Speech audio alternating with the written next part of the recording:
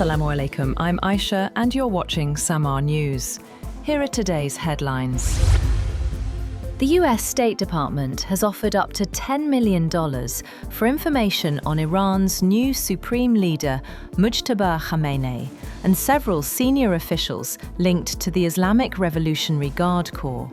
A banner from the State Department's Rewards for Justice program lists figures including Ali Asghar Hejazi and former Iranian official Ali Larijani. Other names include Senior Military Advisor Yahya Rahim Safavi, Interior Minister Eskandar Momeni, and Intelligence Minister Esmail Khatib. US Defense Secretary Pete Hegseth has said that Iran's new Supreme Leader Mojtaba Khamenei has been wounded and is likely disfigured. Hegseth told reporters that Iran's leadership is now hiding after intense US strikes. To a question, he said there is no clear evidence that Iran has mined the Strait of Hormuz and that the waterway remains open for shipping. However, he said Iran has been firing at vessels trying to pass through the strait. The Pentagon chief also said that US forces are continuing operations aimed at destroying Iran's missile, drone, and naval capabilities. Thousands of people rallied in Tehran and Mashhad to mark Al-Quds Day as the war with the United States and Israel enters its second week. Demonstrators waved Iranian flags and carried photos of former Supreme Leader Ayatollah Ali Khamenei. Al-Quds Day is held each year during Ramadan to show support for Palestinians and opposition to Israel. Meanwhile, Israel says its air force struck more than 200 targets across western and central Iran, including attacks near a Quds rally, the latest wave of airstrikes in a nearly two-week war that has killed around 2,000 people. US President Donald Trump has issued a strong message on social media, claiming that the United States is overwhelmingly defeating Iran militarily and economically. According to Trump, US military operations have significantly weakened Iran's defense capabilities. He claimed that Iran's Navy and Air Force are no longer operational, saying the country's military infrastructure has been severely damaged. He also claimed that Iranian leadership has been wiped out, stating that their leaders have been erased from the page of their identity. The US president also issued a direct warning, saying the world should look what happens to these madmen today. Meanwhile, President Trump said he believes Russian President Vladimir Putin may be helping Iran a little bit. Speaking in a Fox News radio interview, Trump suggested Moscow might be offering limited support to Tehran. He added that Putin likely believes the United States is similarly helping Ukraine. In the same interview, Trump said the United States would escort vessels through the Strait of Hormuz if needed, vowing to strike Iran very hard over the next week.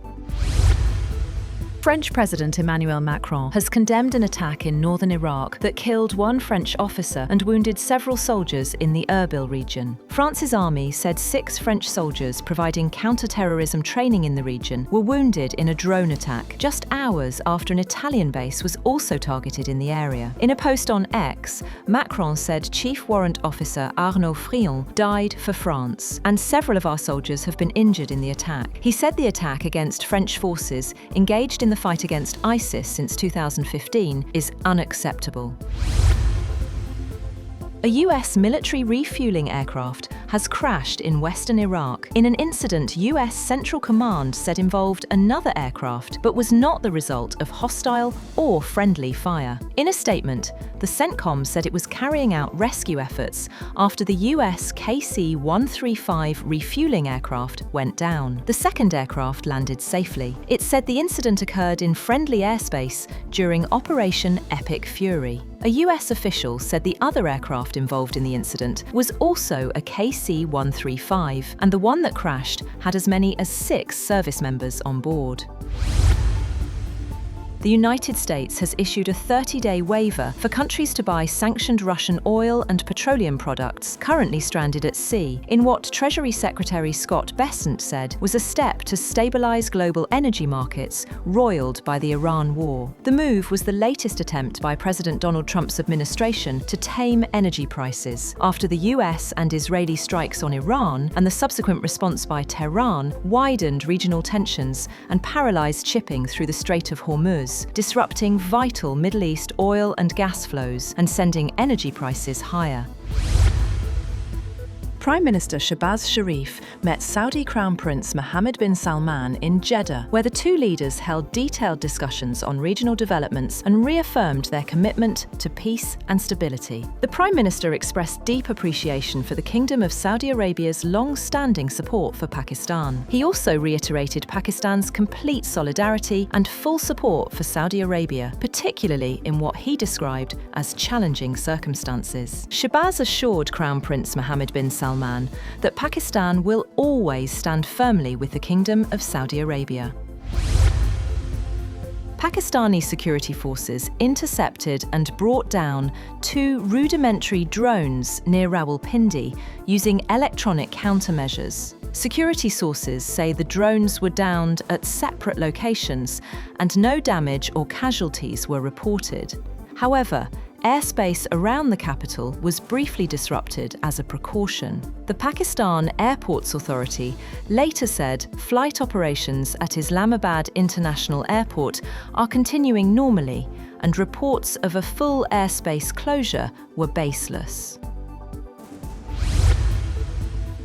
A convicted Islamic State supporter opened fire in a Virginia University classroom, killing 1 person and injuring 2 others before he was killed. While in Michigan, a Lebanon-born US citizen crashed his truck into a synagogue and its preschool and was shot dead. In the suburban Detroit township of West Bloomfield, authorities credited quick action by well-trained synagogue security personnel for preventing any loss of life at Temple Israel and its daycare center, other than that of the attacker. Separately, the FBI opened a terrorism investigation into an earlier shooting at Old Dominion University in Norfolk, Virginia, that killed 1 person and injured 2 others, both US Army personnel.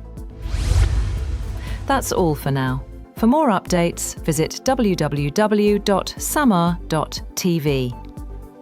Thank you for watching Samaa News.